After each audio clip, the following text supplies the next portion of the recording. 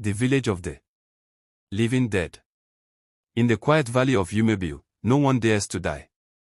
An old man had been dead for 2 days, yet his body kept turning its head toward the door, as though waiting for someone to come take him. When someone dies in Yumebiu, their body doesn't rot. It just sits there, breathing softly. It began long ago, with a curse. A starving traveler once came to Yumebiu's gates, begging for food. The villagers turned him away, fearing he carried disease. He died that night by the gate, bones sharp beneath his skin. With his last breath, he whispered, "If you fear death so much, then let it never leave you. Let death stay among you. Let no soul rest." Since that night, Yumebiu changed forever. People still died, but their bodies didn't live. The living dead. Old Mama Kenda died peacefully in her sleep. They buried her before dusk. But that night, her daughter heard her mother's voice laughing outside her window. "You forgot my slippers." In the morning, the grave was empty. Another man, Bobber Tope, collapsed during a storm. Out of fear, they locked his corpse inside his hut. 2 days later, he was sitting up, eyes open, staring at the wall. Still dead, but breathing. A hunter named Nello saw his dead brother walk past the window one night, half skull, half man, humming a lullaby.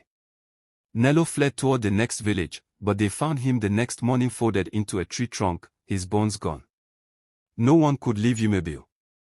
The villagers begged the sick not to die, not out of love, but out of fear. Because in Yumebiu, death doesn't take you away. It keeps you. The dead stay. Some whisper. Some smile. Some knock on your door at night. They say death lives in Yumebiu now. It walks the paths, it watches, it waits, but it never leaves. The fearful silence. The people stopped holding funerals. What was the point? They just sat the body in a chair, closed the door, and prayed it stayed quiet. Sometimes it didn't. Sometimes the dead blinked. Sometimes they grinned. Children were told never to look into the eyes of the dead, for if the dead saw you, the elder said, they might follow you. One night, a baby stopped breathing. The mother held it for hours, begging it to cry again. At dawn, the baby did cry, but not with a baby's voice. It was deep, broken, like someone trying to remember how to speak. The thing in her arms looked the same, but its eyes were too old. She carried it into the forest and never returned. The black feathers. In terror, the elders built a shrine. They lit fires, offered sacrifices, called priests from far away. One priest tried to bless Yumebiu. But in the middle of his prayer, he screamed, clawed at his own throat, and spat out black feathers before dropping dead. The feathers didn't blow away, they sank into the ground like worms. Since then, no one prays. No one speaks of death aloud. Because death hears and worse, it listens. They say if you whisper, "I'm tired," in Yumebiu, something will stand behind you by nightfall. If you say, "I want to go," the ground softens beneath your feet. So the only safe words left are, "I am fine." Even if your heart has stopped, even if your eyes are bleeding, you say, "I am fine." Because if you don't, you'll stay, and death will make sure you never leave. The girl who commanded death. When the people had lost all hope, a girl was born Amoni. She did not cry at birth. She only stared, wide-eyed and silent, as if she already remembered everything. That night, the midwife turned to ash the moment she touched Amoni's skin. The villagers whispered that the child was cursed.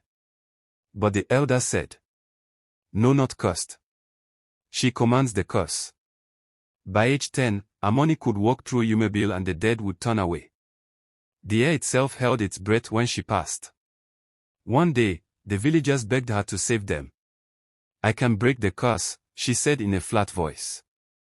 But nothing goes for nothing. They offered goats, gold, lands, and blood. She shook her head. Then she whispered her price. "I want everything, your village, your worship, your obedience. I want to be your god. The goddess of Yumebiu." The elders debated for 4 nights. But the dead grew restless, walking even in daylight. At last, They agreed. Harmony stood barefoot at the village center, arms raised, eyes black as starless night. She whispered something no one understood. The air turned red. The earth rumbled. The smell of rot vanished. The dead were gone. For the first time in 100 years, someone died and stayed dead. The people rejoiced. They called her Ishowa, Queen of Spirits. They built her a shrine, offered her gifts, and worshipped her. But Harmony did not forget her price. She ruled, and her rule was worse than the curse. If someone forgot to pray, their shadow melted away. If she frowned, the soil turned to dust. Children born under her reign were pale, silent, and old-eyed. Some never blinked. Some spoke in forgotten tongues. Each year she chose one person to vanish. Their homes turned cold. Their names disappeared from memory. The villagers whispered, "We traded death for a god who is worse." But it was too late. You cannot beg death to live, and then complain when something worse takes its place. Now, Yumebyle is no longer cursed, but ruled by a girl who commands the spirit of death. And the worst part, she is still growing. Still watching. And one day, she might not stop at Yumebyle. Moral of the story. You cannot escape the consequences of cruelty or cowardice. When we reject compassion and hide from the truth, we invite darker powers to fill the space that kindness once held. Fear keeps death close, but mercy sets life free. Thanks for watching. Subscribe to my YouTube channel for more Africa story. Please, as you are watching, do not forget to like, share and drop your comment.